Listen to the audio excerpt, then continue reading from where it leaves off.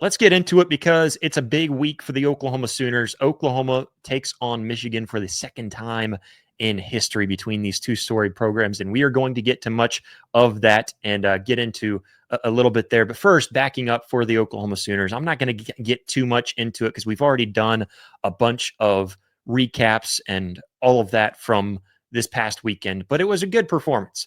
And, the further I dive into that performance, the happier I am with it. I'm with a lot of you guys where I think a lot of you are just concerned because you remember what happened last season, and you remember that last season we were told against Temple that Oklahoma was being vanilla on offense. They weren't showcasing everything, and then you turn out to be vanilla the rest of the year. And so that part is concerning, and I am with you guys 100% on that, and I feel you. But I do have a little bit more faith in this coaching staff, specifically with Ben Arbuckle, and I have more faith in John Mateer. From what I saw from John Mateer, I believe in the hype. I am buying into the hype.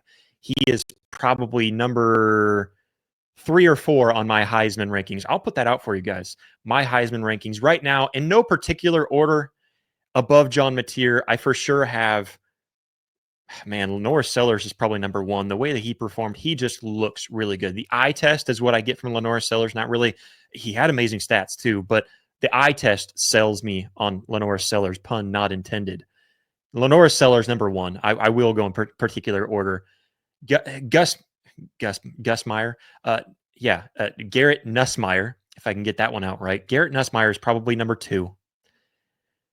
There's a few guys that I could probably put above John Mateer, but I'm thinking number 3 right now. I mean, there's probably other players. I'm just thinking quarterbacks. So number 3 quarterback in the nation right now. In terms of Heisman, I'd really have to dive into it.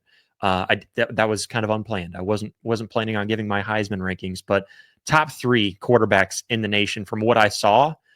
I might be missing a quarterback out there, so apologies. I'm willing to change that up if there's somebody else that needs to be put above John Mateer there, and I will try not to be biased with that. But I really was extremely impressed and probably overly impressed with John Mateer overall. There was some nitpicking that we could do there. He did miss some reads. He did miss some throws. The interception is definitely one that we don't want to see there, but you know what?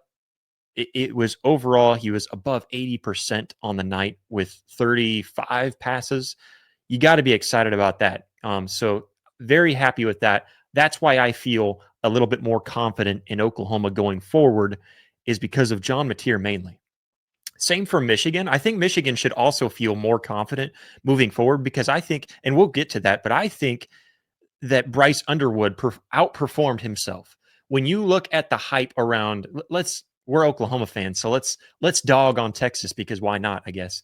I'm not really about that, but I'll do it here, and I'm not really dogging on Texas, but the hype around Arch Manning.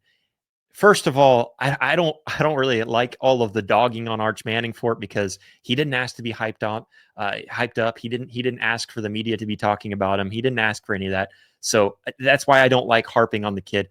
It was his first big time game, and there have been plenty of other quarterbacks that have done far worse than what he did in his first true road start there in a hostile environment. I know I've said things about Ohio State's environment, but it's still hostile. I'm not saying that Ohio State's a bad environment. It's just underwhelming to me because I think I hyped it up more than I probably should have, honestly. So I will give Ohio State a little bit of a slack there. But let's compare.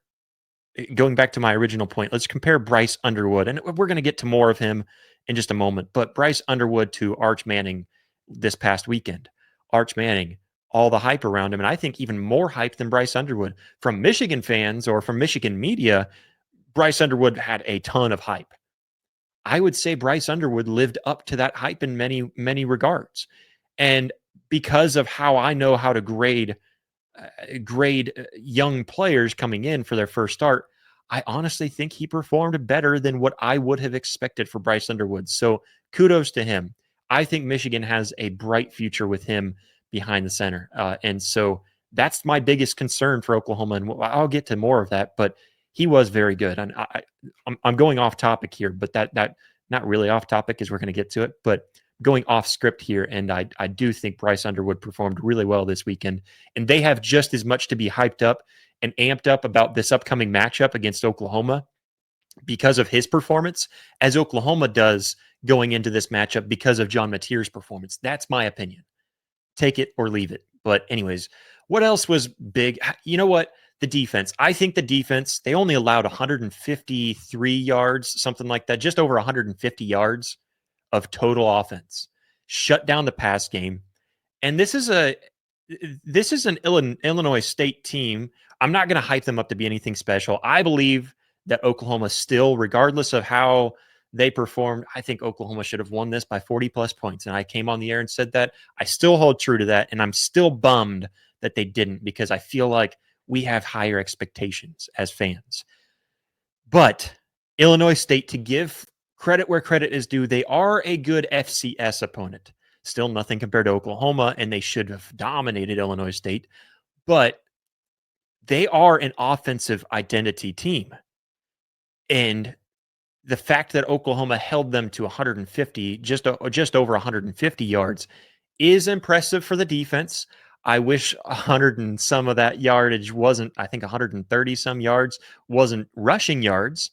But you know what? Overall, the defense did not allow any points. The 3 points was really because of the interception, and I don't count that on the defense. So overall, pretty happy with the defense. I give the defense like a B plus, because I want a turnover, at least one turnover there against an FCS opponent. Last year against Temple, how many were there against Temple, man? I felt like it was turnover galore against Temple. So yeah, I expect more turnovers. I definitely expect more going into the season and going further into the season. So offense, I think I'll give offense overall. Man, I don't know. I'm having a struggle here, because I really see a lot of really good things from the offense. If you dive into the tape and dive down into it, I did put some. I put a couple of clips from our film session, Sunday film session. Feel free to go back and watch those. I did put some of them out there for everyone. If you're a member, you get to watch the entirety of that and see a lot more breakdown.